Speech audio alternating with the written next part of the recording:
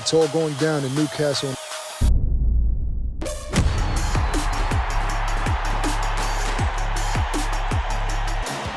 You don't want to miss this one. Join us for the very first IFL Live at London's Indigo at the O2, Sunday, August the 13th, with me, Cook and Cassius, and some very special guests. Eddie Hearn, Darren Barker, Johnny Fisher and more.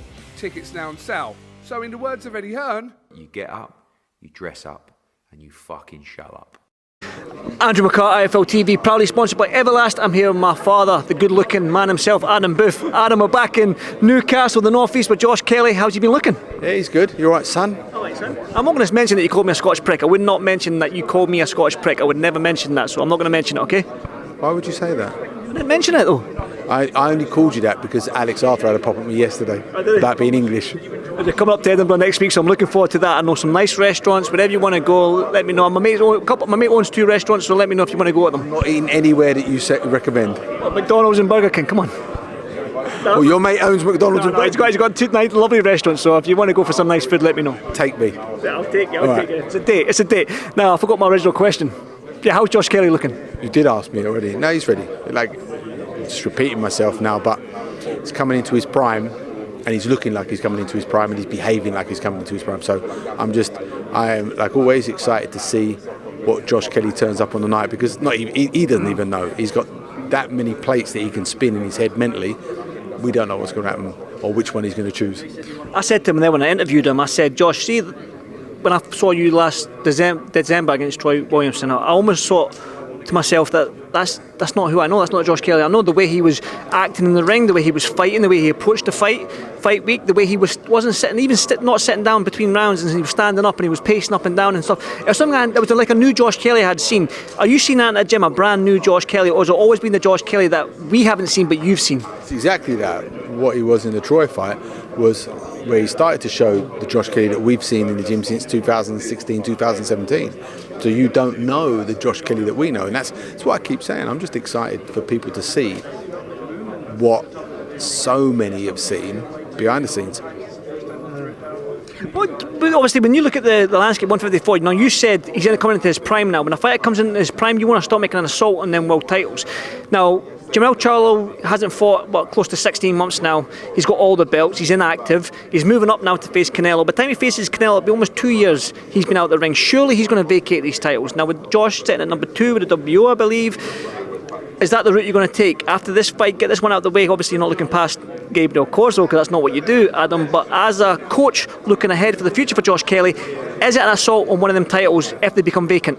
You know that the landscape can change in the sending of an email, and that we could be working towards next week with something in mind after, but then all of a sudden this week an organisation can make a fight or nominate someone, and that doesn't become an option.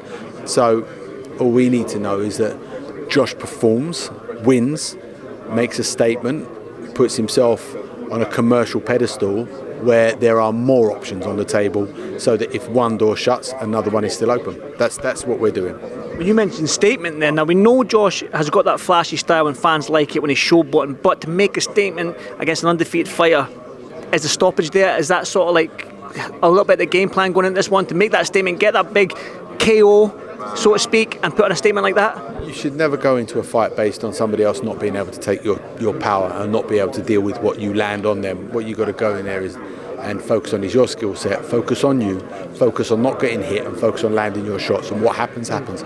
Josh is a natural entertainer. He loves showing out. He loves doing things that catches people's attention. That's where he performs best, when he's happy. I know how tough he is, I know how resilient he is, and I know the things he can do. So it's actually, at this stage with him, it's making my job so much easier, because now it's about just keeping him happy and letting him be him. He knows that at any point, if he's got to bite down and do something, he's going to do it. Carlo was saying up there at the press conference that he was mentioning names along the Chris Eubanks, the Conor Benns, the Kell Brook comeback fights. For you as a coach, are you looking at them fights as well? The Chris Eubanks, who can maybe make that 154, maybe not. Would Josh go up to 160 to face him? Conor Benns looking for a comeback fight. If it's not Chris Eubank Jr., can it be Josh Kelly? For you, can you see these two fighters as an option for Josh going forward? Absolutely. Like, if we're looking at him If we're looking at Charlo and the world champions and Tim Tszyu, why wouldn't we look at these fighters that don't hold world titles, that haven't performed at that level, but are big commercial domestic fights? Of course, he's in that mix. He's there now, and Saturday is just with the backing of DAZN and Wasserman, just a reinforcement as here he is.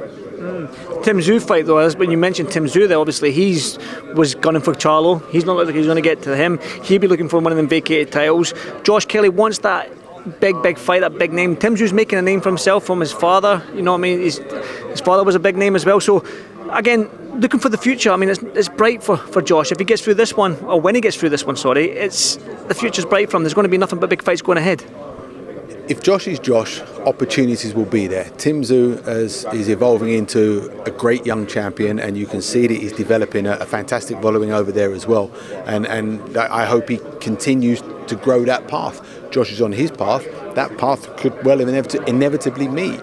We have to deal with Corzo first and make Josh the commercial draw and pull that we know he can be. So when these opportunities present themselves commercially, we can make them favour Josh as much as possible. But in terms of naming people and will Josh fight him or is he ready for him, I'm telling you now, any of those fights now are possibilities for Josh next, any of them.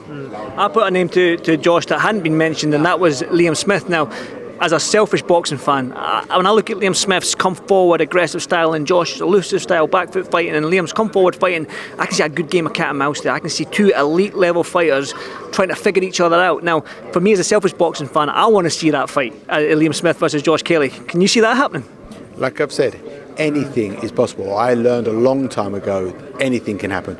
I remember back in 2008, David Hay was cruiserweight champion, world cruiserweight champion, and this dude comes up to me at York Hall. David and I stand on the balcony. He comes over and asks if he can start working with us. That he was in the ABA semi-final or something like that, and he said, "Oh, I'm going to work with you guys. I want to work with you guys." And I sort of patted him on the back. "Oh, yeah, all right, good luck in the ABAs, mate. Good luck." And it turned out to be Derek Chisora, right? And then 4 years later, I'm pretty sure it was 2007 or 2008 when we met him like that.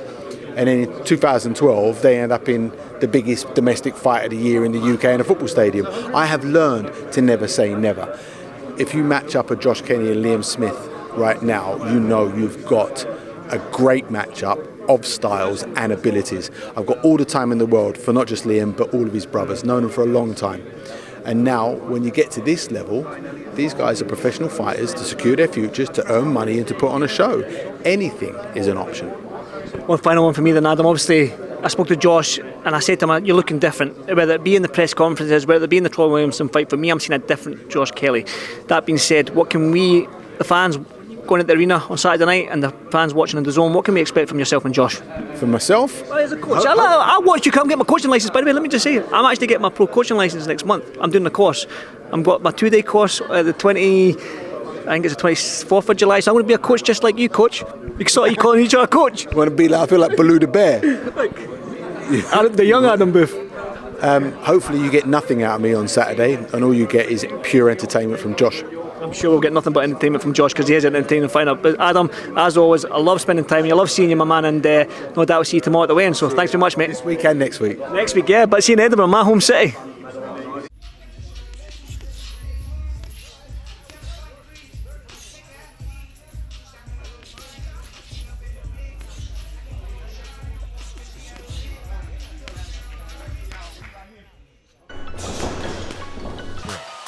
It's all going down in Newcastle.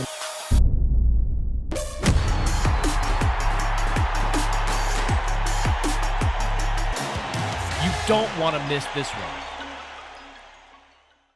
Join us for the very first IFL Live at London's Indigo at the O2, Sunday, August the 13th, with me, Kugan Cassius, and some very special guests. Eddie Hearn, Darren Barker, Johnny Fisher, and more. Tickets now on sale. So in the words of Eddie Hearn, You get up, you dress up, and you fucking show up.